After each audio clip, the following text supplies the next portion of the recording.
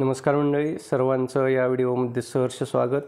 मित्रो, आज आपण या व्हिडिओच्या माध्यमातून मुलींसाठी मोफत शिक्षण असलेल्या GR बद्दल माहिती घेणार आहोत. नुकतंच 8 जुलै 2024 रोजी महाराष्ट्र शासनाने मुलींना मोफत शिक्षण देण्याबाबतचा GR काढलेला आहे.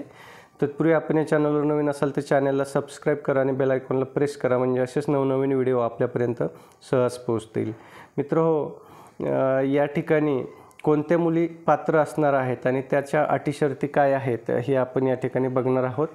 या ठिकाणी आपण पाहू शकता, व्यावसायिक अभ्यासक्रम प्रवेश घेणाऱ्या आर्थिकदृष्ट्या दुर्बल घटक म्हणजेच EWS, सामाजिक व शैक्षणिकदृष्ट्या मागासवर्गीय म्हणजेच SCBC, तसेच इतर मागासवर्ग म्हणजे OBC या प्रवर्गातील मुलींना शिक्षण शुल्क व परीक्षा शुल्काच्या 50% ऐवजी 100% लाभ मंजूर करण्याबाबत हा GR आहे.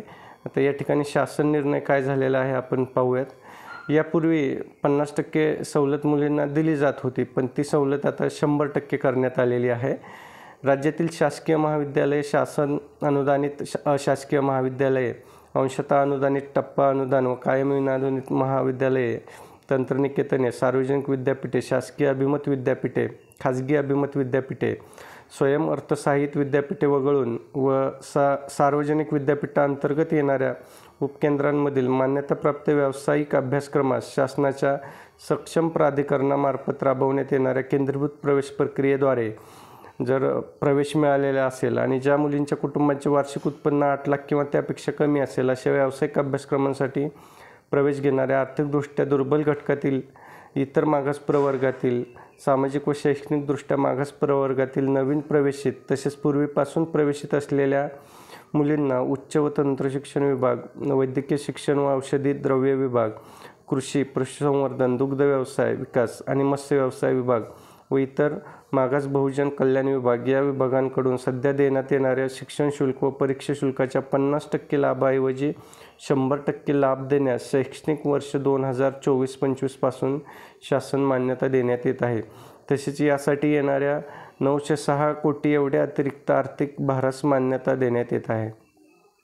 वरीलप्रमाणे शैक्षणिक शुल्क व परीक्षा शुल्क यामध्ये 100% सवलत देण्याच्या योजनेचा लाभ हा कुटुंबाचे वार्षिक उत्पन्न 8 लाख किंवा त्यापेक्षा कमी आहे अशा व्यावसायिक अभ्यासक्रमांसाठी नवीन प्रवेशित तसेच पूर्वीपासून प्रवेशित असलेल्या अर्जाचे नूतनीकरण केलेल्या महिला व बाल विकास विभाग शासन निर्णय 6 एप्रिल 2023 मध्ये नमूद केलेल्या संस्थात्मक व संस्थाबाह्य या वर्गवारीमध्ये समाविष्ट होणाऱ्या अनाथ मुले व मुली यांना सुद्धा अनुज्ञेय करण्यात येत आहे.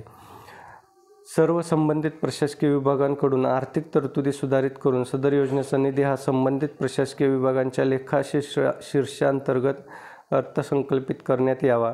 तसेच शिक्षण शुल्क व परीक्षा शुल्क लाभाच्या अंमलबजावणीकरता सर्व संबंधित प्रशासकीय विभागांनी आवश्यकतेनुसार स्वतंत्र आदेश निर्गमित करावेत. मराठा आरक्षण व सुविधा मंत्रिमंडळ उपसमितीच्या निर्णयानुसार EWS प्रवर्गास इतर मागास प्रवर्गाप्रमाणे उत्पन्न मर्यादेचे निकष एकसमान करण्याबाबत सामान्य प्रशासन विभागाने प्रस्तावित केल्यानुसार उच्च व तंत्र शिक्षण विभागाच्या दिनांक 7/10/2017 रोजीच्या शासन निर्णयामध्ये खालीलप्रमाणे सुधारणा करण्यास मान्यता देण्यात येत आहे. EWS आरक्षणातून प्रवेश घेतलेल्या विद्यार्थ्यांसाठी राजर्षी छत्रपती शाहू महाराज शिक्षण शुल्क शिष्यवृत्ती योजनेअंतर्गत लाभ अनुज्ञेय करताना EWS प्रमाणपत्राऐवजी आई व वडील दोन्ही पालकांचे एकत्रित उत्पन्नावर आधारित सक्षम प्राधिकारी यांनी दिलेले उत्पन्न प्रमाणपत्र अनुज्ञेय करण्यात येत आहे. तथापि जे विद्यार्थी नोकरीत असतील त्यांच्या आई वडील यांच्या उत्पन्नासोबत विद्यार्थ्यांचे उत्पन्न प्रमाणपत्रासाठी विचारात घेण्यात यावे. EWS आरक्षणातून शैक्षणिक प्रवेश घेतलेल्या विद्यार्थ्यास राजर्षी छत्रपती शाहू महाराज शिक्षण शुल्क शिष्यवृत्ती योजनेचा लाभ प्रथम वर्षाकरता मिळाल्यानंतर ही सवलत त्याचा अभ्यासक्रम पूर्ण होईपर्यंत अनुज्ञेय राहील. अशा विद्यार्थ्यांना दुसऱ्या वर्षापासून दरवर्षी उत्पन्न प्रमाणपत्र सादर करण्याची आवश्यकता असणार नाही.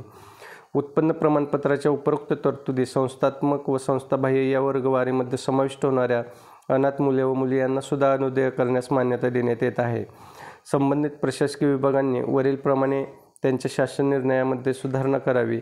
या व्यतिरिक्त योजनेच्या अन्य अटी व शर्ती आणि कार्यपद्धती कायम राहील. सदर शासन निर्णय हा 5 जुलै 2024 रोजीच्या मंत्रिमंडळाच्या बैठकीत दिलेल्या मान्यतेनुसार निर्गमित करण्यात येत आहे। तर मित्र, अशा प्रकारे महाराष्ट्रामध्ये आता व्हिडिओमध्ये सांगितल्याप्रमाणे मुलींना मोफत शिक्षण हे लागू करण्यात आलेलं आहे। मित्र, व्हिडिओ आवडला असेल तर व्हिडिओला लाईक करा आणि जास्तीत जास्त ग्रुपवरती शेअर करा, म्हणजे आपले नातलग असतील, मित्रमंडळी असतील, यामध्ये जर कोणी मुली शिकत असतील तर त्यांनासुद्धा या योजनेचा लाभ घेता येईल आणि त्यांना मोफत उच्च शिक्षण घेता येईल। धन्यवाद।